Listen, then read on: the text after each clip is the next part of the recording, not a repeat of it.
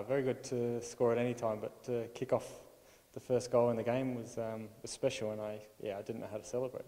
You probably saw that. What was it like to get back on the winners list after the pretty tumultuous time at the club? Yeah, we had a tough 5-6 weeks with both results and events on and off the park, but it was good. I think the last 2 games we've started to play a bit better football and been a lot more competitive. And if we can carry that leading into the finals, I think we'll be a chance. How many times did you work on that routine for the goal here or wherever you've trained? The corners? Yeah.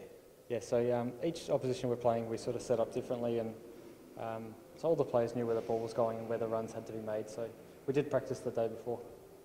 So, and it worked. Was that how it was supposed to work? Yeah.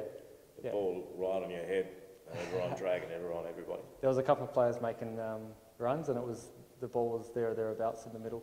Yeah, because we knew the keeper usually stays on his line, so we wanted to just put it in the mixer. So that was number 3 goal in your senior career, 1 for the Socceroos? Yep.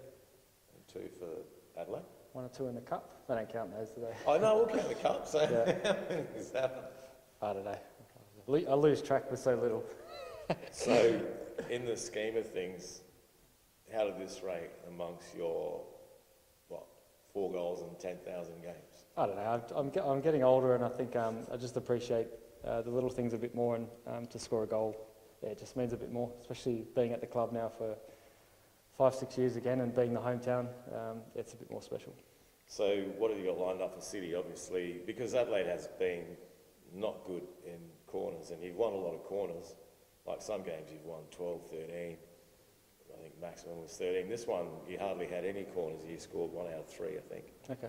So what have you worked out for City this weekend?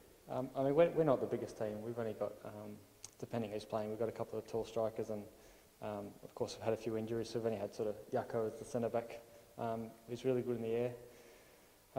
But yeah, every game changes with the way where we're going to put the ball, the deliveries, and I guess I don't know what we're doing this week, but they've got some big boys as well and a good keeper, so we'll have to practice definitely.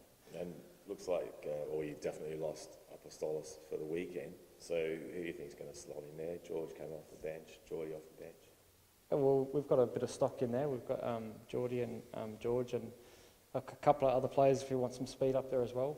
So it's early in the week yet, we're not too sure with that, but yeah, so plenty of options. What do you, because they've been a bit of a bogey since Marco's been here. I think you haven't beaten them in five matches over 2 seasons. Okay. So what do you have to do? I mean, they're behind you at the moment, but you probably need the 3 points to try to hold on to, or try to get that 4th. If Wellington slip up. From what I've seen, they're very, very in numbers, in shape, and they make it compact and they make it difficult. And when they have the ball, they can produce something out of nothing, because they've got a couple of special players. But we're just going to have to be. The main thing is to try and not concede, and we'll get our chances. If it was anything like last week's game, if we can get some balls on the counter to some the wide players and get good delivery in the box for a chance. How far is Ryan's straying the chances?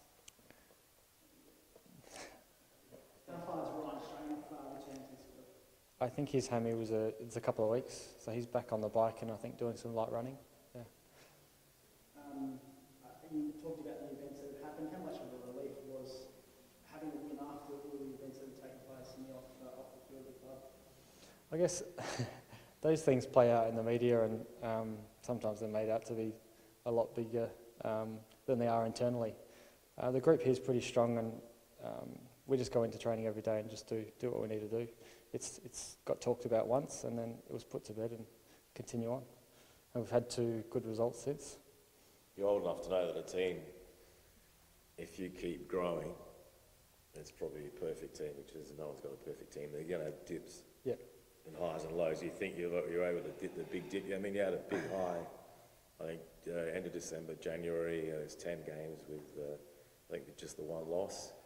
And then all of a sudden you have this big dipper. Now you're coming out of it. You reckon that's the end of it? You're fully out of it? While you're in those periods, I think there was that 5-6 game stretch where we had, I think, 2 draws and 3 or 4 losses. Is that right? You wonder in those positions, how are we going to get back from here? And they're the hardest times to get out of it. You've got to come together collectively as a group, and we did work on a number of things. And so in the last 2 games, we started to create some good chances again and play good football and, again, enjoy football. The first half, we were up 3-0. We were playing well at home. The crowd was getting up, and yeah, it was enjoyable. And just that centre-back looks like you're a natural. So it's taken a few weeks. I used to play there a long time ago, but just filling in for Elsie for now and doing the best I can. You don't look like a fill-in though. Maybe, I don't know, I'm about the same height as you, so it's I've got to grow a couple of inches overnight. But does it matter, your height, if you can read the play? And obviously you're working well with Jakobsen and Scotty now's on the right. Maybe Kiddo's going to be on the left again. I'm happy to play there. I'm getting a bit more comfortable every game, and as long as Marco's happy, yeah, I'm happy to play there. You've got City, Victory and Raw to go. How close are you to hopefully getting a home final? So that was a big 3 points last game, and it's probably put a little bit of a breather with securing finals, or almost securing finals. And yeah, I think those 3 games, they're all winnable games, and we've sort of on terms with Wellington now after playing them. So yeah, 4th position's up for grabs. So it'll be interesting to see what happens. Anyone can get that home final. It's so valuable. Can't underestimate how valuable it is. How's Stammer feeling? After, obviously I spoke to his dad and he said he was really upset. Yeah. Of course, yeah. So at half-time you could see he was pretty devastated. But he's young, he'll have to learn from it, and he's going to have to cough up a barbecue by the looks of it. So, yeah. So no more plans on that?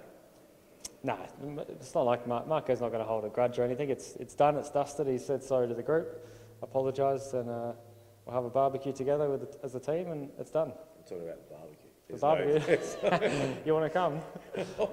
Nah, there's scalpel. This week probably, yeah. So you reckon you're going to have one this week? Yeah, definitely. Yeah. The invite? Oh, I don't know. Jordan? I don't know. I'm not even invited. I have to ask AP. Yeah. You're a veteran of this club. You played under a couple of different coaches.